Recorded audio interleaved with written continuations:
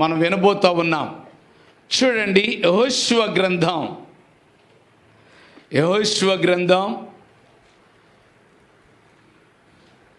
3వ అధ్యాయం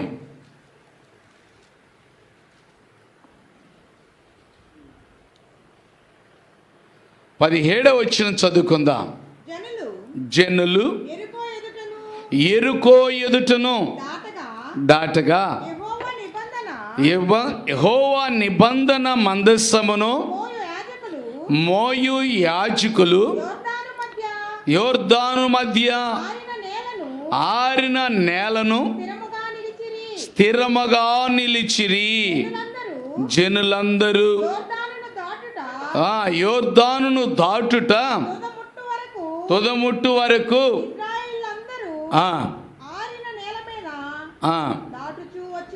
చాలండి. ఇక్కడ అంటున్నాడు కదా, మరి ఇశ్రాయేలీల పట్ల, మరి దేవుని యొక్క సేవకుల పట్ల దేవుడు ఎలాంటి అద్భుతం జరిగించాడో చాలామంది, ఎందుకమ్మా ఇప్పుడే బాప్తిస్తాలు అంటూ ఉంటారు చాలామంది. ఎందుకు ఇప్పుడే దేవుని దగ్గరికి వెళ్ళాలి అని అంటూ ఉంటారు చాలామంది. ప్రియమైన దేవుని బిడ్డలారా, మీకు ఇంకోటి తెలుసో తెలియదు, నాకు తెలియదు, కానీ మోషే ధర్మశాస్త్ర ప్రకారం బాబు పుట్టిన 8వ రోజునే, ఏ రోజంట? చాలామంది మన వాళ్ళు ఏం చేస్తారు తెలుసా? చర్చికి తీసుకురాలేదు ఏంటమ్మా అంటే, అప్పుడేనండి. హాస్పిటల్కి అయితే పుట్టిన గంటకే తీసుకెళ్ళాలంటే ఏం చేస్తారు? తీసుకెళ్తారు. దేవుని సన్నిధికో అప్పుడేనా? దేవుడో పుట్టించింది, మరి హాస్పిటల్లో నాకు తెలియదు. లోకంలో ఏవో చెప్తే ప్రార్థన చేసేవాళ్ళు కూడా ఆచరిస్తూ ఉంటారు. మీకు ఇంకోటి తెలుసా? యెరూషలేములో ఒక నిబంధన ఉంది. ఏంటిదంటే, పుట్టిన 8వ రోజునే దేవాలయములోనికి తీసుకుని వెళ్ళి వారికి సున్నతి చేయించాలి. అప్పటి నుండి వారు దేవుని పిల్లలని నామకరణం చేస్తారు. ప్రియమైన దేవుని బిడ్డలారా, అలాగా యేసు ప్రభు వారికి చేశారు, అలాగా యోహాను గారికి చేశారు, అలాగా బైబిల్లో ఉన్నటువంటి వారందరికీ కూడా అలాగే చేశారు. మరి ఈనాడు మనం ఏం చేస్తున్నాం? ఇంకా అంతకంటే గొప్ప విశేషం ఏంటంటే,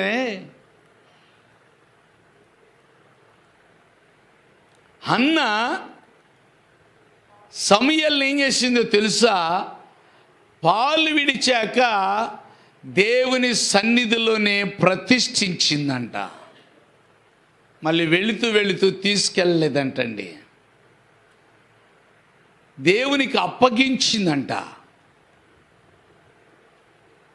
మరి సమూయేలును ఎలా వాడుకున్నాడు దేవుడు? దేవుడిచ్చాడు.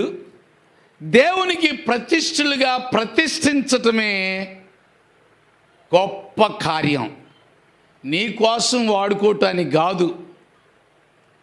దేవుడు అన్నాడు ఎఫెసీ పత్రికలో, చదవండి.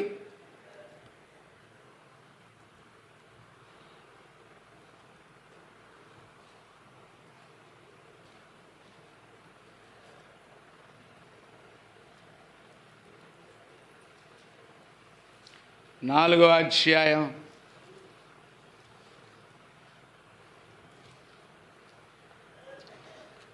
4వ వచనం చదువుకుందాం. తన ప్రియుని యందు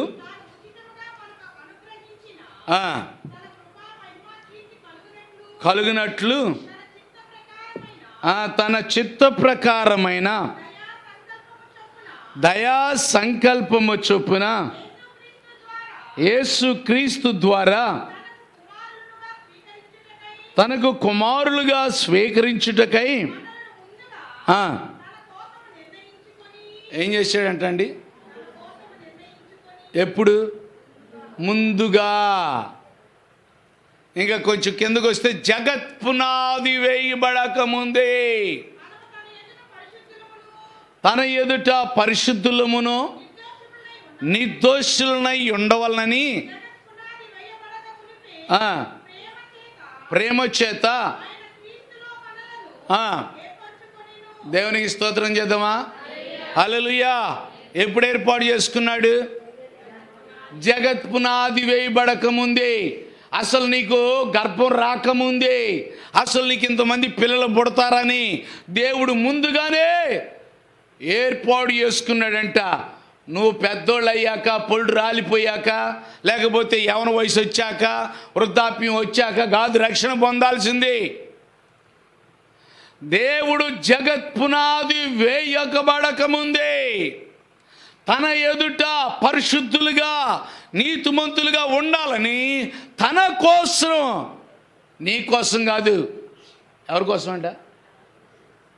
తన కోసం, దేవుని కోసం మనం దేవునికి ప్రతిష్ఠించాలి, అప్పగించాలి. దేవుడు చూస్తూ ఉంటాడు. నీకు ఇచ్చాడు కదా దేవుడు, మళ్ళీ నీ యొద్ద నుండే నీ చేతులతోనే దేవునికి అందించాలని ఎదురు చూస్తూ ఉంటాడు. కొంతమంది ఎప్పుడప్పుడు అందిస్తూ ఉంటారు.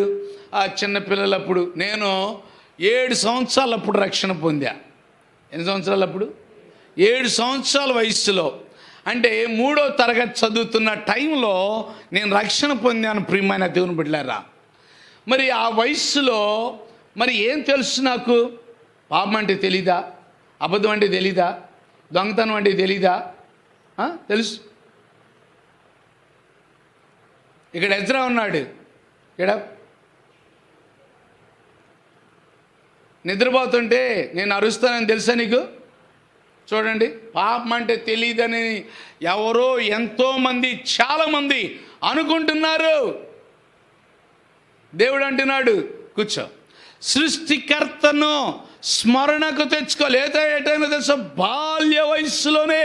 ప్రసంగి గ్రంథం 12వ అధ్యాయం 2వ వచనంలో రాయబడినట్లయితే,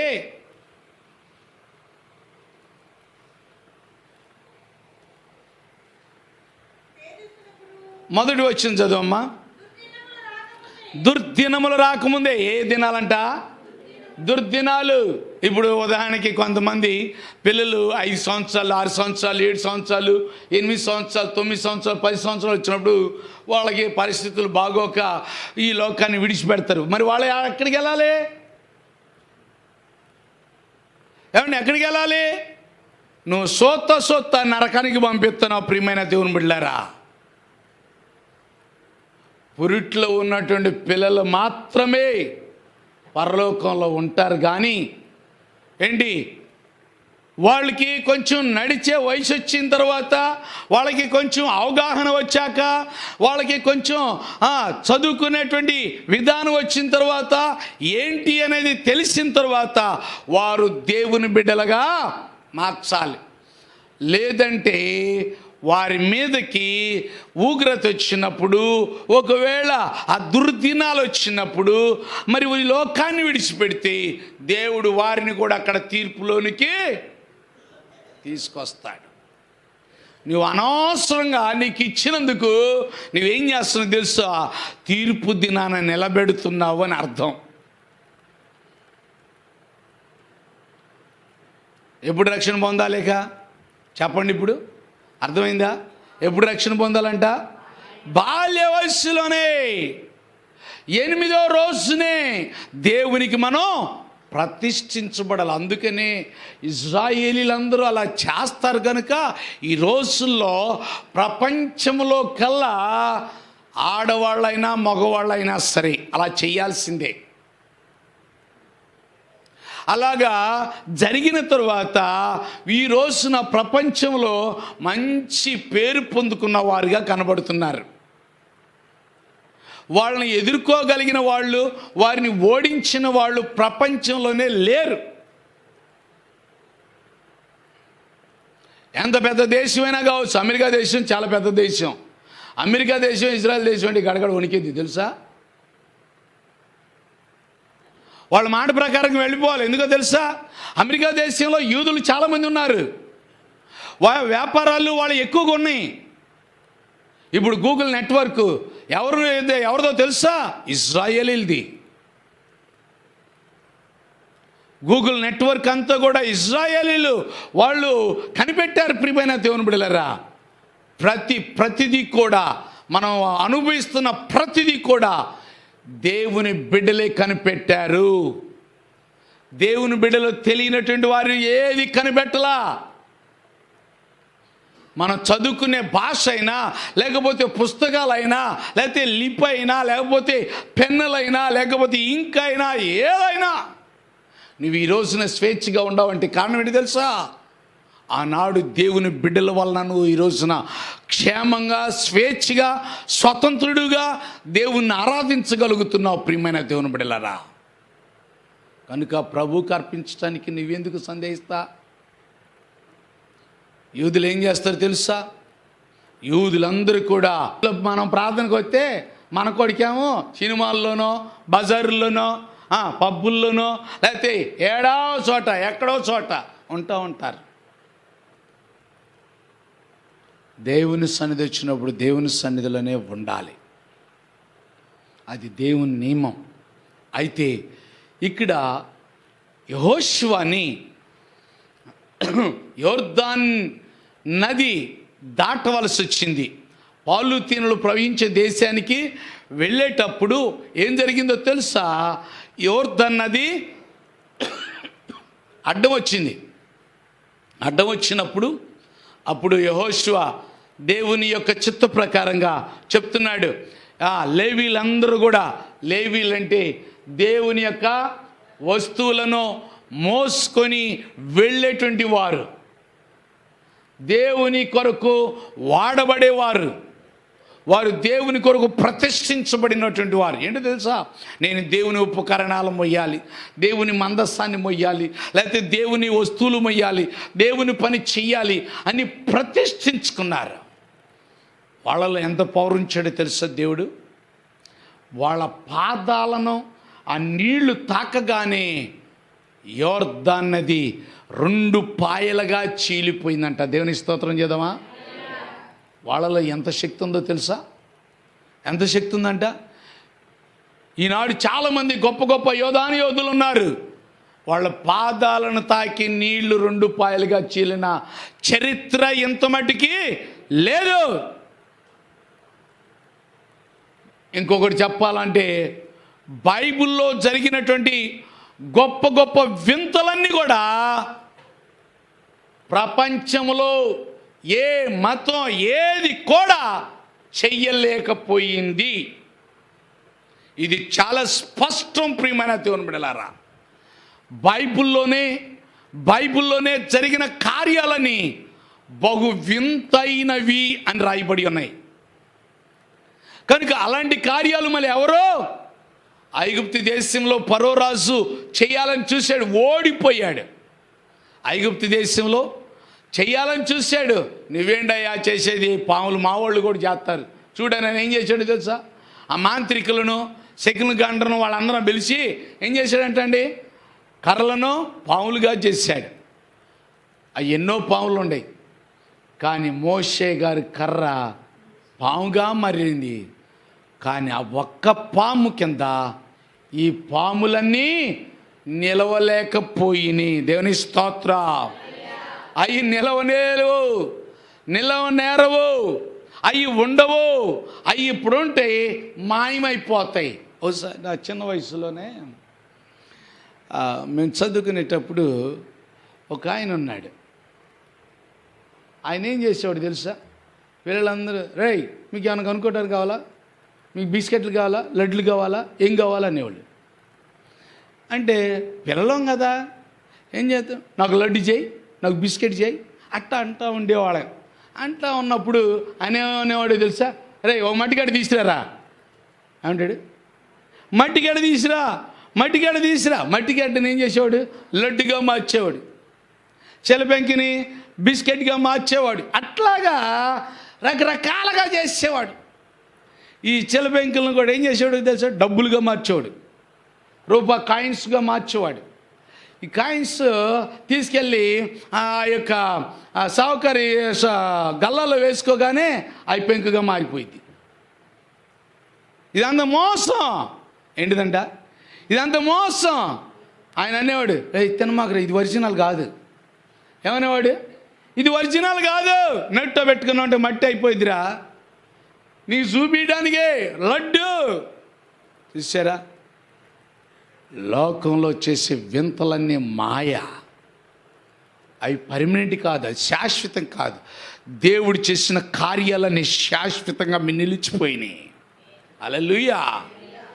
అలాంటి శాశ్వతమైన కార్యాలు చేయగలిగిన వాళ్ళు ఎవరో లేరు ప్రపంచంలో కల్లా, ఒక యేసు ప్రభు తప్ప, దేవుని సేవకులు తప్ప, దేవుని బిడ్డలు తప్ప, లేకపోతే రక్షించబడినటువంటి వారు తప్ప మరి ఎవరు కూడా అలాంటి గొప్ప కార్యాలు చేయలేరు. వీళ్ళైనా ఎవరి నామంలో చేస్తారో తెలుసా? యేసు నామములో చేస్తారు. యేసు నామములో అద్భుతాలు, యేసు నామములో ఆశ్చర్యకార్యాలు, యేసు నామములో గొప్ప కార్యాలు. కనుక దేవుని బిడ్డగా చేయటం ఎంత పవర్ఫుల్ మ్యాన్గా తయారవుతాడు తెలుసా? నీ చుట్టూ తిప్పుకుంటే పవర్ఫుల్ మ్యాన్గా తయారు కాలేడు. కారణం ఏంటి తెలుసా? నీ చుట్టూ ఏముంది? ఏం లేదు. చదువు రానోడు పోసుకుంటే ఏమొచ్చింది? బూడిదే రాలిద్దంట. అట్టగే చదువు రానోడు సాహసం చేస్తే ఏం రాలిద్దమ్మా? బూడిదే. అట్లాగే మనలో శక్తి లేదు. మన బిడ్డలు కూడా మన చుట్టూ ఉంచుకొని మన చుట్టూ రాసుకొని తిరుగుతూ ఉంటే ఏమొచ్చింది? శూన్యం, జీరో.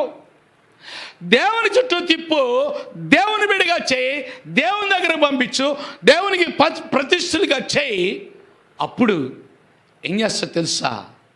ఒక గొప్ప బలమైన సాధనాలుగా ప్రపంచంలో వింతైన వారిగా దేవుడు చేస్తాడు. హల్లెలూయా. చూసారా?